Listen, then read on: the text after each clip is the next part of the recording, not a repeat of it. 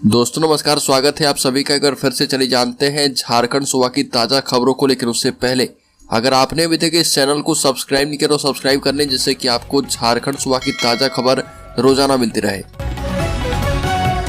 सबसे पहली बड़ी खबर, उत्तराखंड के उत्तरकाशी टनल में फंसे खिराबेड़ा के 3 मजदूर। कोई बिना बताए तो कोई जिद करके निकला था घर से बाहर। उत्तराखंड के उत्तरकाशी में बन रही टनल में 12 नवंबर से फंसे 41 मजदूरों का रेस्क्यू जारी है। राजधानी रांची से लगभग 30 किलोमीटर दूर ओरमांझी ब्लॉक के खिराबेड़ा गांव के 8 मजदूर उत्तरकाशी टनल में काम करने गए थे और इनमें से 3 अब टनल के अंदर फंसे हैं। इस गांव के रहने वाले तीनों मजदूरों में किसी ने घर में ये नहीं बताया कि वो कहाँ काम करने जा रहे हैं। कुछ दोस्त काम करते थे, उनके साथ निकल लिए। उत्तराखंड के उत्तरकाशी पहुंचने के कुछ दिनों के बाद ही उनके साथ यह हादसा हो गया है।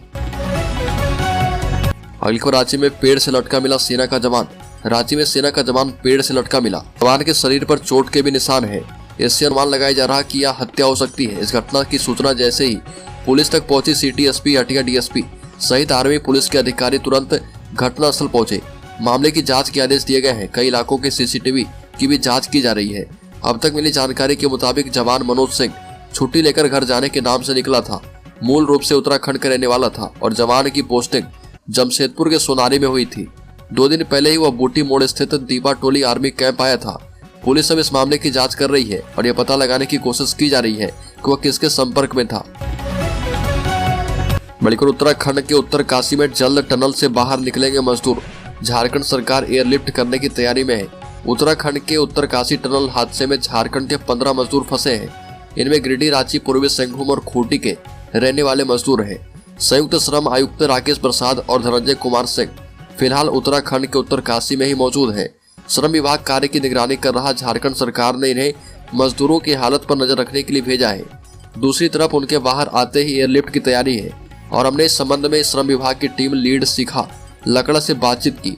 झारखंड सरकार के श्रम, रोजगार, प्रशिक्षण और कौशल विकास विभाग की देखरेख में राज्य प्रवासी नियंत्रण कक्ष का नेतृत्व भी किया जा रहा। बड़ीपुर, रेलवे निर्माण कार्य में अवैध बालू का प्रयोग। पलामू में अवैध बालू उठाव के दौरान बड़ा हादसा, मजदूर की हुई मौत। पलामू में अवैध बालू उठाव के दौरान मिट्टी की चाल धंसने से एक मजदूर की मौत हो गई। घटना रेला थाना क्षेत्र में हुई और भेलवा में कोयल नदी पर रेल ब्रिज बनाने में अवैध बालू का प्रयोग हो रहा था। मृत मजदूर ललन पासवान गढ़वा जिला अंतर्गत बेलचंपा के हरिजन टोला का रहने वाला था।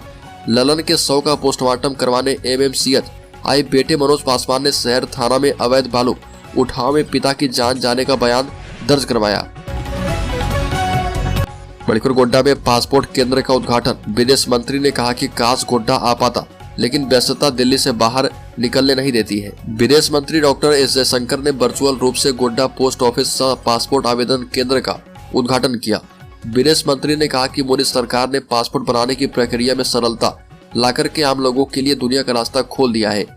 झारखंड के लोग भी टूरिज्म, स्पोर्ट्स, शिक्षा एवं रोजगार के लिए बाहर जा ही रहे हैं। विदेश मंत्री ने कहा कि भौतिक रूप से अगर मैं आज गोड्डा में उपस्थित रहता तो और भी अच्छा लगता, पर कार्य की व्यस्तता कभी दिल्ली से बाहर निकलने नहीं देती है।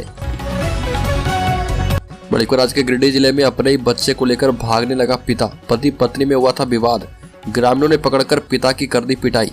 गिरिडीह में पति पत्नी के विवाद में पिता अपने 5 साल के छोटे बच्चे को स्कूल जाते वक्त पड़ोस के एक व्यक्ति से छीनकर अपनी गाड़ी में बिठाकर भागने लगा। इससे पहले कि वह इलाके से निकल पाता, लोगों ने उसकी गाड़ी को घेर लिया और फिर पिटाई कर दी। मामले की सूचना पर पचवा थाना पुलिस पहुंची और युवक की भीड़ के चंगुल से बचाते हुए अस्पताल में इलाज करवाने के बाद थाने ले गई। पंचवा थाना क्षेत्र के रहने वाले प्रेमचंद राउत की पुत्री रिमझिम सावंत की शादी वर्ष 2014 में बांका जिला में धनंजय मंडल के साथ हुई थी। शादी के कुछ साल के बाद पति पत्नी के बीच विवाद हो गया था। बड़ीपुर, धनबाद में कोल इंडिया बीसीसीएल के कोल कर्मी उनके परिजनों ने कोयला भवन के समीप अनिश्चितकालीन भूख हड़ताल किया। बीसीसीएल प्रबंधन के द्वारा 940 के तहत गंभीर बीमारी से ग्रसित कोल कर्मी को मेडिकल बोर्ड गठन करके कर्मचारी की जांच की जा रही है। भूख हड़ताल पर बैठे कई लोगों ने कहा कि कई सालों से कुछ कर्मचारी गंभीर बीमारी जैसे लकवा, कैंसर, टीबी, किडनी, हृदय रोग, पुर्ण, लीवर फेलियर, इन्हीं 4-6 गंभीर बीमारी से ग्रसित हैं, जिसमें कोल इंडिया की NCWA का पारा 940 के तहत यह प्रावधान है कि गंभीर बीमारी से ग्रसित कोल कर्मी को मेडिकल बोर्ड का गठन करके उनका चिकित्सा परीक्षण किया जाए। मौजूदा हालात में कोल इंडिया के विशेष प्रबंधक मेडिकल अनफिट को घोषित रूप से बंद करके रखा गया है। मणिपुर होमगार्ड बहाली की प्रक्रिया शुरू, युवाओं में उत्साह, प्रखंडवार अलग अलग दिन किया गया है निर्धारित। बोकारो जिले में बुधवार से होमगार्ड जवानों की बहाली प्रक्रिया सेक्टर 4 स्थित मोहन कुमार मंगलम स्टेडियम में शुरू हो चुकी है। पहले दिन नवाडी प्रखंड के 1200 से अधिक अभ्यर्थी शामिल हुए। सभी युवा उत्साहित दिख रहे थे। प्रक्रिया में बोकारो जिले में मैराथन दौड़ में इस्तेमाल किए जाने वाला इलेक्ट्रॉनिक डिवाइस का प्रयोग किया जा रहा है ताकि किसी भी प्रकार की गड़बड़ी की जाए तो उसे पकड़ा जा पाए। बहाली में सभी प्रकार की परीक्षाओं से होकर अभ्यर्थी को गुजरना पड़ रहा। सभी प्रखंड के अभ्यर्थी के लिए अलग अलग दिन जो है निर्धारित किया गया है। प्रक्रिया डीसी कुलदीप चौधरी एवं एसपी प्रियदर्शी आलोक की निगरानी में की जा रही है। निगरानी के लिए सिटी डीएसपी कुलदीप कुमार, भूमि सुधार उप समाहर्ता चास नरेश रजक को लगाया गया है। वही अगली खबर की बात करें तो भाकपा माओवादी सब जोनल कमांडर गिरफ्तार, सुरक्षा बलों के साथ कई मुठभेड़ में था शामिल। भाकपा माओवादी संगठन का सब जोनल कमांडर बबन भोक्ता को अरेस्ट किया गया है। जिले के एसपी राकेश रंजन को मिली गुप्त सूचना पर पुलिस की टीम ने बबन भोक्ता को चतरा गया जिले के सीमावर्ती क्षेत्र से अरेस्ट किया है। नक्सली कमांडर बबन भोक्ता की काफी लंबे समय से पुलिस को तलाश थी। जानकारी के मुताबिक वह पुलिस के साथ कई मुठभेड़ में शामिल रहा था। इसके अलावा बबन भोक्ता के ऊपर चतरा जिले के अलग अलग थाने में कई मामले दर्ज हैं। इस मामले में जल्द ही प्रेस कॉन्फ्रेंस करके पुलिस पूरे मामले की जानकारी और खुलासा करेगी। बड़ी खबर, झारखंड में तेज होगी आरक्षण की सियासत, फिर से आ सकता है 77% रिजर्वेशन का बिल। झारखंड सरकार ने पिछले साल नवंबर से विशेष सत्र बुलाकर राज्य में आरक्षण का प्रतिशत 77% करने का बिल पारित किया था, लेकिन राज्यपाल की आपत्ति के कारण यह बिल जो है कानून का रूप नहीं ले पाया। संकेत मिल रहा है कि विधानसभा के आगामी शीतकालीन सत्र में सरकार यह बिल जो है दोबारा पारित करके राज्यपाल को भेज सकती है।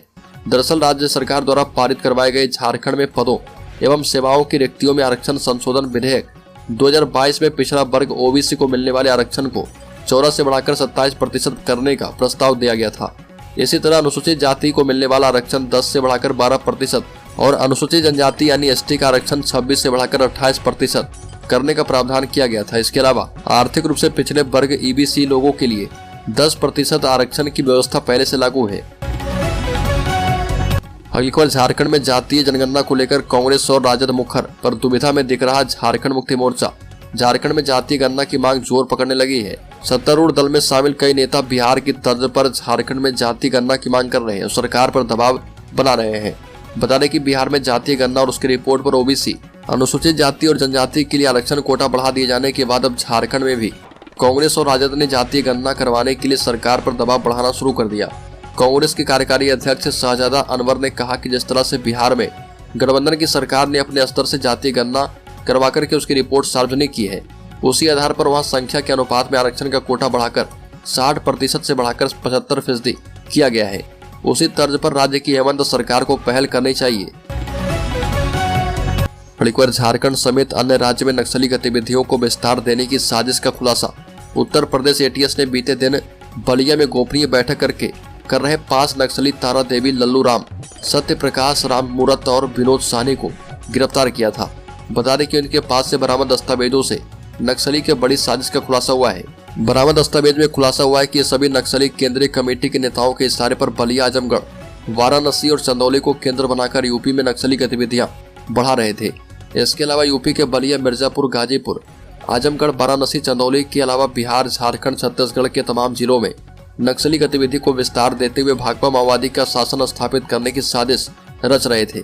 इनके पास से बरामद डायरी में बीते दिन एनकाउंटर में मारे गए नक्सली के नाम और संगठन को होने वाली फंडिंग का ब्यौरा मिला था। बड़ी खबर, झारखंड की सत्ताधारी दल झारखंड मुक्ति मोर्चा के विधायक लोबिन हेम्ब्रम ने फिर से एक बार अपनी सरकार एवं मुख्यमंत्री के खिलाफ मोर्चा खोल दिया। हेमंत सोरेन सरकार के लगभग 4 साल पूरे होने को है और ऐसे में चुनावी वादे की याद दिलाते हुए उन्हीं के दल के विधायक ने मुख्यमंत्री हेमंत सोरेन पर वादा खिलाफी का गंभीर आरोप लगाया। लोबिन हेम्ब्रम ने आरोप लगाते हुए कहा कि झारखंड मुक्ति मोर्चा ने अपने घोषणा पत्र में 5 लाख युवाओं को प्रतिवर्ष सरकारी नौकरी देने का वादा किया था, जो अब खोखला साबित हुआ है। हकीकत यह कि सरकार में अलग अलग लेवल पे लगभग 3 लाख से ज्यादा पद रिक्त हैं, जिन पर नियुक्ति के लिए इश्तेहार नहीं निकाले जा रहे। हेम्ब्रम ने कहा कि नियुक्ति पत्र बांटने का जो बड़े बड़े विज्ञापन अखबारों में हेमंत सोरेन सरकार द्वारा प्रकाशित किया जा रहा, दरअसल वह रघुवर दास सरकार के समय नियुक्ति प्रक्रिया पूरी की गई थी। अगली खबर, बाबा बागेश्वर धाम सरकार के कार्यक्रम को लेकर 30 नवंबर को होगी झारखंड हाईकोर्ट में सुनवाई। झारखंड हाईकोर्ट के जस्टिस गौतम कुमार चौधरी की कोर्ट ने मेदिनीनगर पलामू में बाबा बागेश्वर धाम सरकार पंडित धीरेन्द्र कृष्ण शास्त्री के प्रस्तावित कार्यक्रम की अनुमति के मामले में दायर याचिका पर सुनवाई की। मामले की सुनवाई के दौरान प्रार्थी का पक्ष सुना गया और इसके बाद मामले की विस्तृत सुनवाई के लिए कोर्ट ने 30 नवंबर की तिथि निर्धारित कर दी है। इससे पूर्व प्रार्थी की ओर से कोर्ट को बताया गया कि 10 से लेकर 12 दिसंबर तक पंडित धीरेन्द्र कृष्ण शास्त्री का कार्यक्रम मेदिनीनगर के खनवा गांव रजवाडी में प्रस्तावित है। समिति ने कार्यक्रम को लेकर उपायुक्त को 9 अक्टूबर को अनुमति देने के लिए आवेदन दिया था। उल्लेखनीय कि प्रार्थी अनुबंध कथा आयोजन समिति के सचिव दीनानाथ राम ने याचिका दायर की है। कार्यक्रम की अनुमति देने के लिए पलामू जिला प्रशासन को उचित आदेश देने की मांग की। मणिपुर राज्य में मुख्यमंत्री ग्राम गाड़ी योजना का लाभ सिर्फ परिवार के एक सदस्य को, इन लोगों को मिलेगी प्राथमिकता। मुख्यमंत्री ग्राम गाड़ी योजना का लाभ परिवार के एक ही सदस्य को मिलेगा।